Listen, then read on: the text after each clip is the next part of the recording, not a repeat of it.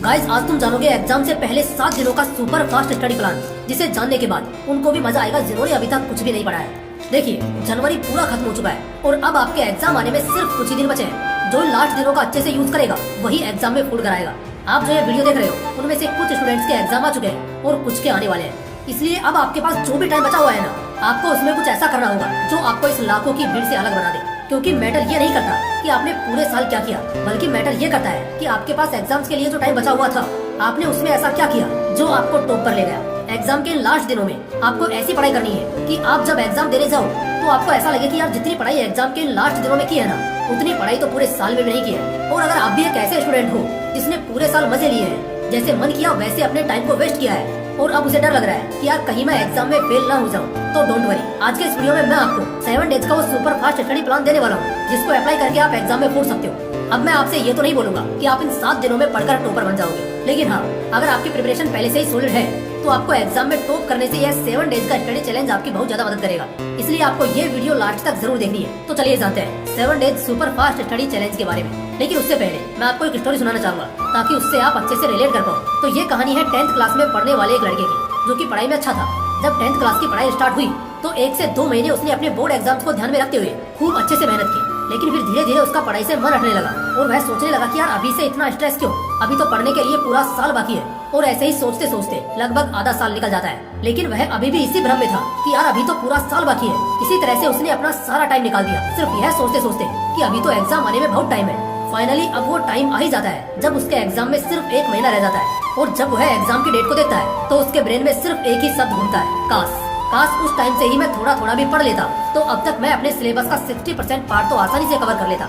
लेकिन मैंने नहीं किया, बल्कि अपने टाइम को लगातार वेस्ट करता रहा। फिर वो अपने आप को थोड़ा मोटिवेट करता है और सोचता है कि कोई बात नहीं, जितना टाइम वेस्ट करना था वो कर लिया, जितने मजे करने थे वो कर लिए। अब मेरे पास जो भी टाइम बचा हुआ है एग्जाम्स के लिए, मैं उसमें अपनी पूरी जान लगा दूंगा। अब मैं अपने टाइम के 1 मिनट को भी वेस्ट नहीं करूंगा। और उसने अच्छे से ठान लिया था कि अब मुझे सिर्फ पढ़ना है। लेकिन अनफॉर्चुनेटली अगले 2-3 दिनों में ही वह बीमार पड़ जाता है और वो इन लास्ट दिनों में भी पढ़ाई नहीं कर पाता है। इस कारण वो लड़का 10th में फेल हो जाता है। अब उसे उसके दोस्त, उसके रिश्तेदार और सब लोग सिर्फ यह ताना मारते थे कि यह 10th क्लास तो पास कर नहीं पाया, पता नहीं लाइफ में क्या कर पाएगा। और उस लड़के के दिमाग में सिर्फ एक ही शब्द गूंजता है कि काश, काश मैं पढ़ लेता तो आज शायद यह सब नहीं सुनना पड़ता। और दोस्तों, ये किसी और की कहानी नहीं है, बल्कि आप में से ही 90% लोगों की कहानी है। तभी तो आप ये वीडियो देख रहे हो। बस फर्क सिर्फ इतना है कि तुम अभी बीमार नहीं हो और तुम्हारे पास एग्जाम्स के लिए अभी भी और टाइम बचा हुआ है। लेकिन अगर तुमने इसमें भी पढ़ाई नहीं की तो उस 10th फेल लड़के की तरह ही तुम्हारी भी यही कहानी होगी। आपके पास अभी भी टाइम है एग्जाम में फोड़ने के लिए। और अगर आप भी ये सोच रहे हो कि मैं तब से पढ़ना स्टार्ट करूंगा जब पढ़ने के लिए अच्छा टाइम होगा, तो मेरे भाई, टाइम अच्छा होता नहीं है, बनाना पड़ता है। इसलिए अब आपके पास जितना भी टाइम बचा हुआ है ना, उसमें दिन रात एक कर दो, क्योंकि लाइफ का कोई पता नहीं है कब क्या हो जाए, उस 10th फेल लड़के की तरह। अब मुझे उम्मीद है कि इस कहानी से आप अच्छे से रिलेट कर पाए होंगे।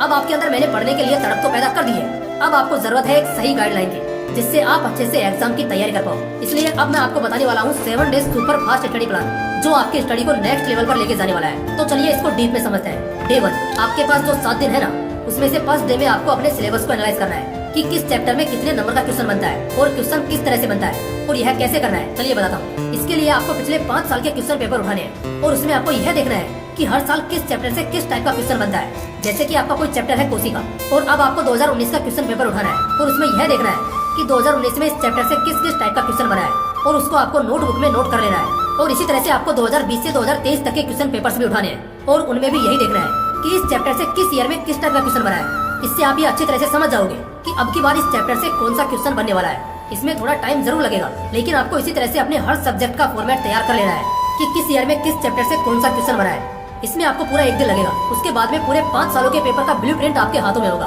और इस ब्लूप्रिंट से आप यह भी जान जाओगे कि आपको क्या पढ़ना है और क्या नहीं, क्योंकि टाइम ऑलरेडी बहुत कम है। इसमें सिर्फ वही पढ़ना है जो आपको अच्छे मार्क्स दिला सके और अभी के लिए यही हमारा सिलेबस है। डे नंबर 2 एंड 3, मानो अब आपके पास बचे हैं सिर्फ 6 दिन, क्योंकि आपने 7 दिनों में से 1 दिन का तो अच्छे से यूज कर ही लिया है। और यह 2nd और 3rd डे है ना, इसमें आपको सिर्फ पढ़ना है ताकि आपका सिलेबस अच्छे से कवर हो सके। यहाँ पर सिलेबस का मतलब वो मोस्ट इम्पोर्टेंट पार्ट है जो आपने लास्ट 5 ईयर क्वेश्चंस को देखकर सेलेक्ट किया है। यानी आपने जो 5 साल के क्वेश्चन पेपर्स के बेस पर ब्लूप्रिंट बनाया है ना, आपको उसके ही अकॉर्डिंग अपने मोस्ट इम्पोर्टेंट पार्ट को ही पहले पढ़कर कंप्लीट करना है। आपको अपने मोस्ट इम्पोर्टेंट सिलेबस का 60% पार्ट सिर्फ इन 2 दिनों में ही कंप्लीट करना है। और यह तो दिमाग से निकाल ही देना कि यार इन 2 दिनों में क्या ही हो सकता है, बल्कि आपको ये सोचना है कि आप 1 दिन में क्या कर सकते हो और 1 घंटे में क्या कर सकते हो।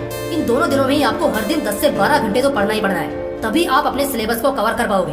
अब आते हैं 4th डे पर। Day number 4। इन पिछले 3 दिनों में आपने एक एक मिनट का, एक एक सेकंड का अच्छे से यूज किया है। अब चौथे दिन आपको वो पढ़ना है जो पार्ट आपका सेकंड एंड थर्ड डे में कंप्लीट नहीं हो पाया था, और फिर वह पार्ट कंप्लीट हो जाए उसके बाद आपको अपने सिलेबस का वो पार्ट पढ़ना है जो पार्ट आपके लिए बहुत ज्यादा इंपॉर्टेंट नहीं है। इसका बेनिफिट ये होगा कि जब आपको उस पार्ट से कोई क्वेश्चन बनेगा तो आपको यह पता रहेगा कि यह क्वेश्चन किस टॉपिक से आया है और इसमें क्या लिखना चाहिए। जब आप 4 दिन तक लगातार इस प्लान के अकॉर्डिंग स्टडी करोगे तो आप देखोगे कि आपके सिलेबस का 60-70% पार्ट कंप्लीट हो चुका है। अब बारी है उसे अच्छे से रिवाइज करने की। इसके लिए हम यूज करेंगे 5th एंड 6th डे का, day number 5th and 6th। आपने इन पिछले 4 दिनों में ही अपने सिलेबस का लगभग 60 से 70% पार्ट कवर कर लिया है। अब बारी है इसे अच्छे से रिवाइज करने की, क्योंकि जब तक आप इसे रिवाइज नहीं करोगे तो भले ही आपने कितनी ही पढ़ाई की हो उसका कोई रिजल्ट नहीं निकलेगा, क्योंकि एग्जाम में सिर्फ वही पढ़ाई काम आती है जो आपको एग्जाम के दिन अच्छे से याद होती है। इसलिए आपने अब तक जो भी पढ़ा है उसको अच्छे से कम 2 बार रिवाइज करना है इन 2 दिनों के अंदर, ताकि वो आपके सीधा दिमाग में चल जाए और जब आप एग्जाम देने जाओ तो उसे आंसर शीट में अच्छे से लिख पाओ। अब आपके पास एग्जाम के लिए बचता है सिर्फ एक दिन, डे नंबर 7। आपने इन पिछले 6 दिनों में अपने सिलेबस को एनालाइज भी कर लिया है, उसे अच्छे से रीड भी कर लिया है, उसका रिवीजन भी कर लिया है। अब बारी है इन सबको अप्लाई करने की, यानी प्रैक्टिस की। इसलिए आपको 7वां दिन सिर्फ प्रैक्टिस के लिए देना है। उसके लिए आपको एक मॉडल पेपर को लेना है और अपने स्टडी टेबल पर एक पानी की बोतल लेकर बैठ जाना है और आपको इस मॉडल पेपर को 3.25 घंटे तक इस तरह सोल्व करना है जैसे कि आपका एग्जाम चल रहा हो। इस तरह पेपर सोल्व करने से आपको एक्चुअल में यह पता चलेगा कि आपको एग्जाम पेपर को सोल्व करने में कितना टाइम लग रहा है, और इस तरह से आपको कम से कम 2 मॉडल पेपर सोल्व करने हैं। और अगर उसके बाद भी आपके पास टाइम बचता है तो उसमें आपको एग्जाम की टेंशन से फ्री होकर थोड़ा सा एंजॉय करना है, ताकि आप एनर्जेटिक फील कर पाओ। और फिर रात को एकदम मस्त सोना है, कम से कम 8 घंटे, ताकि पढ़ा हुआ आपको एग्जाम में याद आ सके। तो गाइस, अगर आप कुछ इस तरह से इस 7 days super fast study challenge को कंप्लीट कर लेते हो तो समझो आप एग्जाम में फोड़ने के लिए रेडी हो। क्योंकि भले ही हमने सिर्फ 7 दिनों तक तैयारी की है, लेकिन इन 7 दिनों में हमने सीरियस होकर पूरी प्लानिंग के साथ तैयारी की है। हमने सिर्फ वो पढ़ा है जो एग्जाम में आने के 90% चांसेस है। एक एक चीज को स्टेप बाय स्टेप कंप्लीट किया है, और जो बंदा पूरी प्लानिंग के साथ जंग लड़ने के लिए तैयार होता है तो उसको जंग में हराना लगभग नामुमकिन होता है। इसलिए आप पूरे कॉन्फिडेंस के साथ एग्जाम को फोड़ने के लिए रेडी रहो। तो गाइस, आप सभी को मेरी तरफ से एडवांस में बेस्ट ऑफ लक, क्योंकि मुझे पूरा यकीन है कि भले आपने तैयारी कम की हो लेकिन फिर भी तुम एग्जाम में फोड़ने वाले हो। और कमेंट में यह लिखकर जरूर बताना कि फिलहाल आपका सिलेबस कितना % कंप्लीट हो चुका है। बाकी अगर वीडियो अच्छा लगा तो इसे लाइक करना और अपने दोस्तों के साथ जरूर शेयर करना। फिर मिलते हैं इसी तरह के एक और बवाल वीडियो के साथ। जय हिंद, जय श्री कृष्णा।